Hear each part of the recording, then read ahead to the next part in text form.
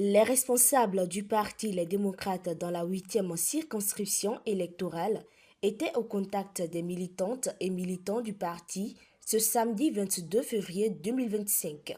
L'objectif était de leur présenter les vœux du nouvel an 2025 et de les remobiliser en vue des élections générales de 2026. Chers militants, vous savez bien, l'année 2025 est une année de combat. C'est l'année à laquelle nous préparons les élections générales de 2026. Tout se joue en 2025.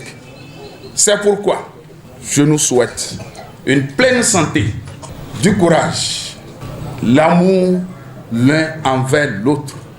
Sans nous aimer, nous ne pouvons pas nous unir.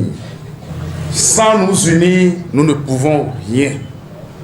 Nous devons nous unir tous autour de notre leader charismatique, le docteur Thomas Boniaï, afin que l'année 2025 soit une année de victoire pour nous.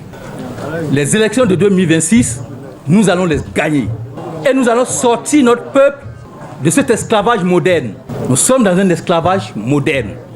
Il faut qu'on sorte de là, il faut qu'on sorte notre peuple de là pour reconquérir notre dignité.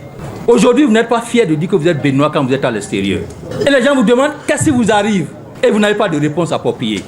Nous sortirons de là, par la grâce de Dieu. Plusieurs sujets étaient au cœur de cette rencontre qui s'est tenue au siège du parti dans la ville de Parakou. Avec les militants, les responsables ont passé en revue des questions allant du code électoral à la situation économique du Bénin, en passant par les conduites à adopter pour assurer la victoire du parti lors des élections générales de 2026.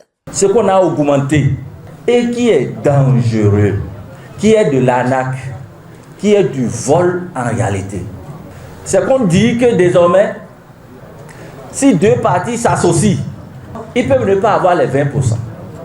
S'ils s'associent, ils ont 10%, ils s'associent, ils peuvent avoir 20%. Là où vous avez fixé 20%, et vous demandez à deux de s'associer. Si deux s'associent, c'est pour faire plus de 20% normalement. Et vous dites, ils n'ont qu'à faire 20% comme tout le monde. Donc c'est déjà de la discrimination. Ça crée une certaine inégalité.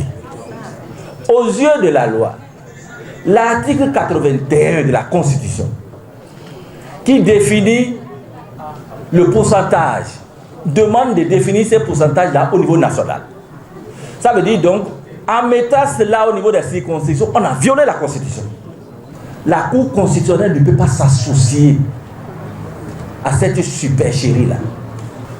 C'est grave, c'est pas normal. Mais, tenez-vous tranquille, je peux vous rassurer. Même si on est dans la logique de 20%, le Parti des démocrates ne manquera pas 20%. Sur toutes les années du territoire national. Mais il y a une chose importante. Il y a un travail qu'on doit faire.